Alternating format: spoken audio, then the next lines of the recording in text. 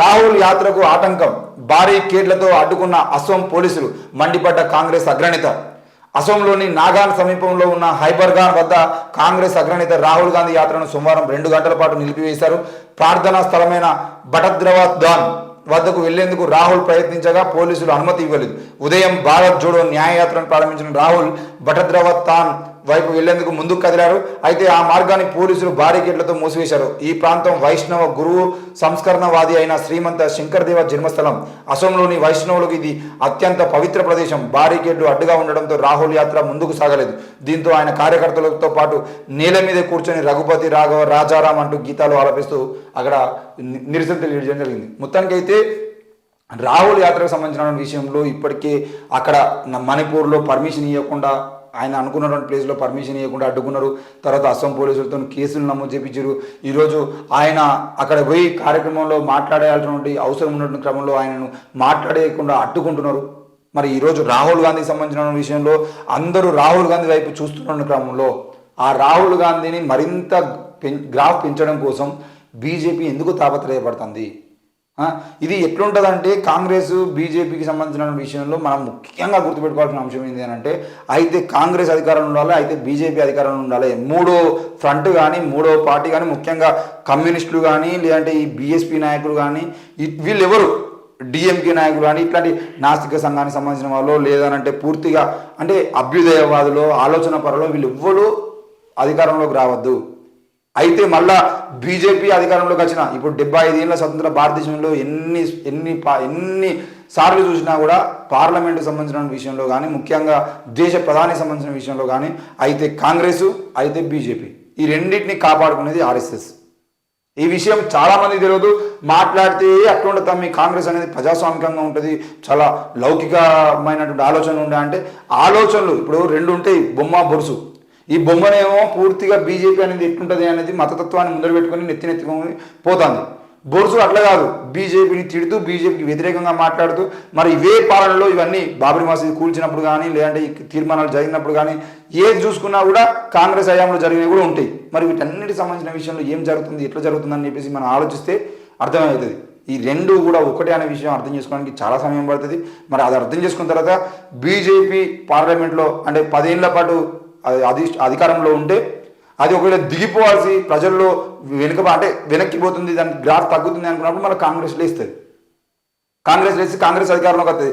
అవసరమైతే కాంగ్రెస్ను బీజేపీ గెలిపితే కావచ్చు, బీజేపీని కాంగ్రెస్ గెలిపితే కావచ్చు, కానీ ఈ రెండూ కలిసి వేరే పార్టీ అధికారంలోకి రాకుండా చూసుకుంటూ బాధ్యతగా కలిసి మెలిసి ముందుకు పోయి అడుగులు వేస్తూ ఉంటాయి. మరి ఈరోజు రాహుల్ గాంధీకి సంబంధించిన విషయంలో అక్కడ కూర్చొని ఆయన ఏంటిది పాటలు పాడుతూ ఉన్నాడు, రఘుపతి రాఘవ రాజారాం అని చెప్పేసి పాటలు పాడుకుంటూ నిరసన తెలుపుతూ ఉంటే ఆ నిరసన కార్యక్రమం లైవ్ జరుగుతూ ఉంటే మరి ఆ లైవ్ను చూస్తున్న ప్రజలందరికీ అరే ఏంది భయ్, ఎందుకు కాంగ్రెస్ పార్టీని ఇంత ఇబ్బంది పెడుతున్నారు, రాహుల్ గాంధీ ఎందుకు ఇబ్బంది పెడుతున్నారు అని చెప్పేసి ఆయన గురించి ఆలోచించుకొని మాట్లాడుకొని ఆయనకు మరింత ఓటు శాతం పెంచుకునే ప్రయత్నం జరుగుతూ ఉన్నప్పుడు ఆ జరిగేటువంటి కార్యక్రమాన్ని మొత్తాన్ని బీజేపీ చేపిస్తున్నప్పుడు అర్థం చేసుకోవాల్సిన అవసరం ఉంది.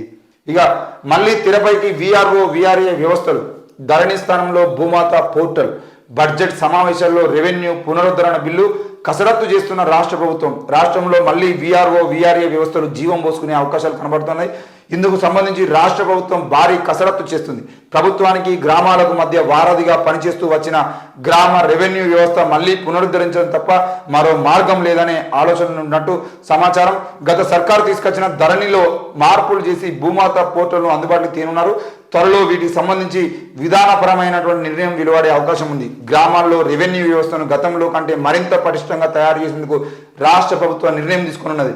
ఈ మేరకు రానున్న అసెంబ్లీ బడ్జెట్ సమావేశాల్లో గ్రామ రెవెన్యూ వ్యవస్థ పునరుద్ధరణ బిల్లును ప్రవేశపెట్టే అవకాశాలు ఉన్నాయని తెలుస్తుంది. మొత్తానికి అయితే విఆర్ఏలకు సంబంధించిన విషయంలో విఆర్ఏలు ఇప్పటికీ ధర్నాలు రాస్తారోకోలు చేస్తూనే ఉన్నారు. వాళ్ళను ఏ ఉద్యోగాలు పెట్టిరో ఎందుకు పెట్టిరో వాళ్ళకి ఇప్పటివరకు ఐడి కార్డు లేకుండా జీతాలు లేకుండా వాళ్ళని వాడుకునేటువంటి ప్రయత్నం చేస్తున్నారు. ఇన్ని రోజుల పాటు నిరసన అనంతరం మొత్తానికి అయితే కాంగ్రెస్ పార్టీ అధికారంలోకి వచ్చిన తర్వాత మరి ఇన్ని రోజుల పాటు బీఆర్ఎస్ పార్టీ ధరణి వ్యవస్థతో చేసినటువంటి రాజకీయాలు కానీ మరి రేపటి రోజున భూమాత అనే కార్యక్రమం తీసుకొచ్చి ముందు పెడితే భూమాత అనే దాన్ని పూర్తి స్థాయిలో అండ్ ఇంప్లిమెంట్ చేయాలంటే తప్పకుండా ఆ గ్రామాల్లో ఉన్నటువంటి దగ్గర నుండి మొదలుకొని జిల్లాల వరకు ప్రతి దాంట్లో భూముల మీద పూర్తి పటిష్టమైనటువంటి పట్టున్నటువంటి వ్యక్తులు ఎవరు ఉన్నారంటే వాళ్ళు వీఆర్ఓలు వీఆర్ఏలు. కాబట్టి వాళ్ళు లేకుండా మనం భూమాతను ముందు తీసుకొని పోతే కుదరదు.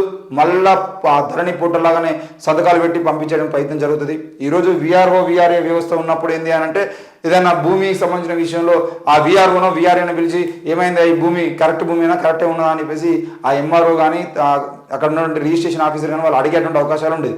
కానీ ఇప్పుడు అట్లా లేకుండా డైరెక్ట్ డబ్బు ఉన్నోడు పోయి సంతకం పెట్టించుకుంటే ఆడ రిజిస్ట్రేషన్ అయిపోతుంది. ఇది అత్యంత దారుణంగా జరిగింది. కాబట్టి అట్లాంటివి జరగకుండా ఉండాలంటే తప్పకుండా మళ్ళీ వీఆర్ఓలు వీఆర్ఏలు తెర మీదకి రావాలి.